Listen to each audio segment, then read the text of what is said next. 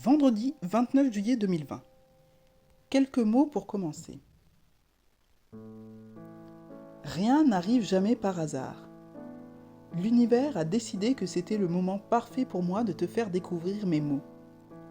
C'est parce que je n'ai cessé de croire en mes rêves les plus fous que je peux aujourd'hui écrire ce premier livre. Ce livre marque la fin d'une période de ma vie et le début d'une autre radicalement différente. Je n'ai plus peur de ne plus plaire à tout le monde. Je me suis abandonnée à mon âme, vivant entre ciel et terre.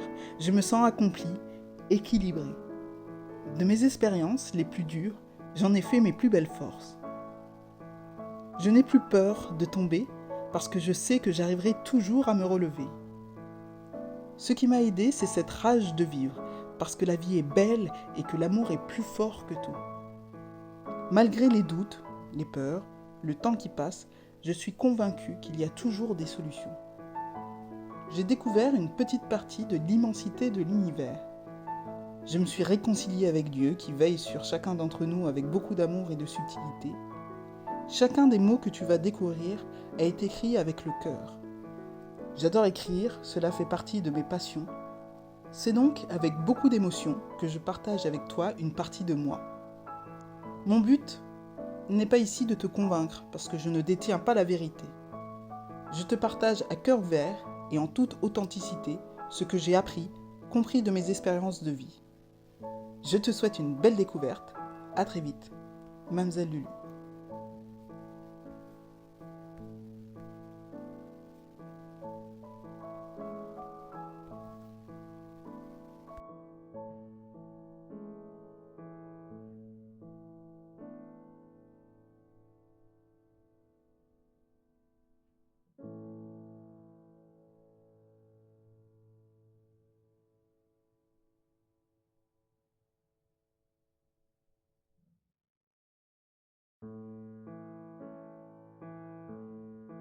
Chapitre 1. À cœur ouvert, de la peur vers le chemin de l'amour de soi. Je me souviens que c'est à l'âge de 7-8 ans que je commençais à observer et à analyser le monde qui m'entourait. J'avais la curiosité de découvrir comment nous fonctionnions. Je rencontrais des difficultés à saisir le sens de certaines normes, règles de vie. Par exemple, à l'école, il y avait toujours des groupes. Nous passions notre temps à créer des histoires, des problèmes, se juger et se comparer.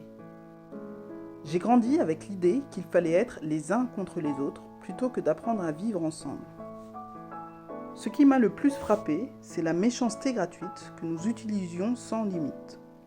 Nous pensions réellement qu'il y avait des bons ou des mauvais, des gentils ou des méchants, et qu'il fallait choisir son clan. À mon sens, plus nous cherchions à être en opposition, plus nous nous enfermions en créant toujours plus de conflits. Donc, moins nous étions tolérants et ouverts. J'avais la sensation que nous perdions du temps à nous détruire alors que nous pouvions utiliser ce même temps pour vivre, s'amuser, s'entraider, s'épauler, s'élever. Tout ça ne me paraissait pas très logique. Je n'étais pas solitaire pour autant, je pense que l'on appréciait ma présence pour ma légèreté, ma simplicité, ma positivité. Je suis plutôt calme et pas prise de tête. J'ai aussi des coups de folie qui me caractérisent bien. Je n'ai cessé de laisser parler mon enfant intérieur. J'aimais autant être entourée que d'être au calme dans ma bulle. Je me souviens que durant la récré, cela m'arrivait de jouer avec les autres et de prendre beaucoup de plaisir, et puis, à d'autres moments, j'avais besoin d'être seule et tranquille, comme un besoin vital de récupérer de l'énergie. Je m'asseyais et j'observais. Tout. Je n'étais plus actrice, mais spectatrice de ma propre vie et de celle des autres. C'est devenu une habitude pour moi, j'appréciais cette prise de distance pour voir les choses sous un autre angle. C'est également vers cet âge que je me suis posé des questions concernant mon éducation, celle que j'avais reçue, mais également concernant les règles dites plus collectives. Par exemple, nous insistions beaucoup sur l'importance d'être honnête en disant la vérité. Aujourd'hui, je porte un regard plus spirituel sur ce sujet. Je développerai sûrement ce point à un autre moment. Je me demandais alors pourquoi on nous apprenait à ne pas mentir si les adultes mentaient en permanence. Il y avait quelque chose d'incohérent. Les mots, les intentions ne s'accordaient pas avec les actes. J'ai compris avec le temps que l'idée était finalement de ne jamais dire ce que nous pensions réellement. Dans les situations où nous pouvions enfin le faire, la réaction commune était de ne rien dire. Les fausses excuses étaient diverses, par peur de blesser, par peur de faire des histoires, par peur de créer des conflits ou tout simplement par lâcheté. Appelons un chat un chat. Petit à petit, je voyais les choses sous un autre angle. Le fonctionnement de ce monde me paraissait bien curieux. J'avais pourtant la conviction que nous pouvions faire les choses différemment, mais surtout plus simplement. Je me disais que ça serait une bonne chose si chacun et chacune d'entre nous faisions l'effort un peu chaque jour d'essayer d'être plus authentique. Je ne dis pas que j'ai toujours bien fait, bien au contraire, j'ai moi aussi joué des rôles. Et j'ai eu affaire à maintes et maintes reprises à la justice divine pour que j'apprenne mes leçons de vie. Je n'avais juste pas envie de m'oublier, de m'effacer, de perdre mon essence. Je voulais également garder ma liberté de penser et de faire. Je voulais rester consciente, les yeux bien ouverts, pour ne pas tomber dans une forme d'automatisation. La décision de suivre la voie de l'amour et de la paix s'est imposée naturellement, comme une continuité. J'avais besoin de vivre en étant, le plus possible, en phase avec mes valeurs profondes. Je préférais laisser à qui le souhaitait la voie de la peur et de la guerre. L'objectif n'était pas d'être parfaite, le but était pour moi de faire ce que je pouvais, un peu chaque jour, pour préserver celle que j'étais. J'ai alors appris à faire des petits pas, 1, 2, 3. Je gardais au fond de moi toutes ces réflexions profondes. Je n'étais pas à l'aise à l'idée d'en parler. Je pressentais que l'on n'allait peut-être pas me comprendre. Je voyais bien que ce qui me révoltait ne dérangeait pas les autres. J'ai très vite compris qu'il fallait que je lutte, une lutte intense et violente, pour rester ce que je suis. Que ce soit avec ma famille ou mes amis, au fil du temps, j'ai commencé à m'affirmer.